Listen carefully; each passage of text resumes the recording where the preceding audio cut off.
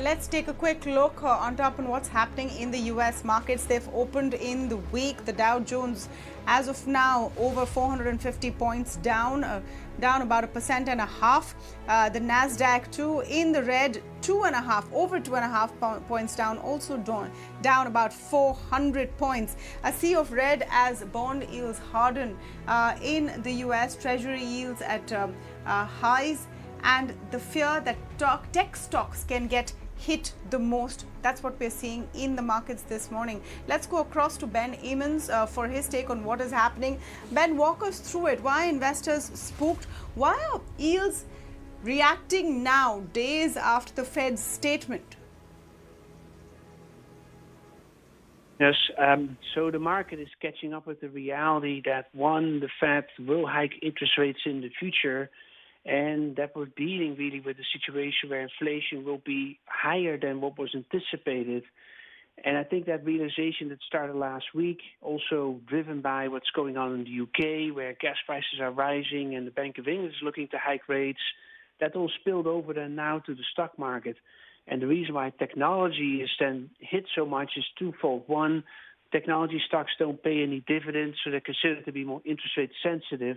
And secondly, the economy in the United States is strong, right? And it's actually further reopening. So people, again, moving a bit away from stocks, tech stocks, into, say, cyclical stocks. And I think that combination of high yield cyclical stocks affects then the technology sector. So that's kind of what's going on.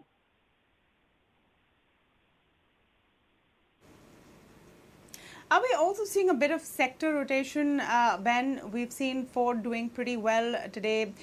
Stocks connected with crude also doing okay as crude prices go up. So is it more of a sector rotation? And if it is this fear or this reality catching up, as you say, that inflation is around the corner, do you see this fear persisting? There's certainly a sector rotation because, you know, when we had the Delta variant coming into the United States by June, the technology sector and all what we call the stay-at-home stocks all outperformed because people, again, worried. Now this is changing as we're getting out of that phase of the pandemic. And as yields are then rising, you're getting a flow into energy as well as financials, as well as industrials and some of the staples and airlines, for example, too, that are doing better against technology and utilities that are not. So that's one reason why this is happening, right? And even though stocks are down, there's a rotation going on. Then these fears of inflation are about that, look, we have had about 10 years up to the pandemic of really low inflation in the United States. We didn't were in deflation, but far below the target. And now that is all reversed. We're now going to be above that target for some time. And the Fed has adopted a framework to allow that for some time. So people are, I think, worried that as other forces are happening globally, think about the gas crisis currently in the UK and Europe, are going to drive up inflation even faster. So yields are going to have to reflect that and therefore say yields should go up. We should be compensated for this higher inflation in the future. And I think this is what all is driving it today, why there's such pressure on the stock market at the moment.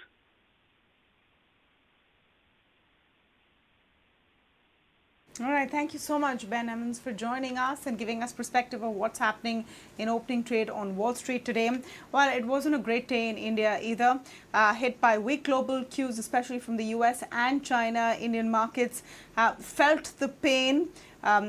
Late hour buying paired the losses, though, but indices did end up in the red. IT realty stocks were under heavy selling pressure. Metal, pharma, Nifty, PSU Bank gained. So the Sensex closed about 410 points, was down close to 1,000 points at one point, but recovered to close 410 points.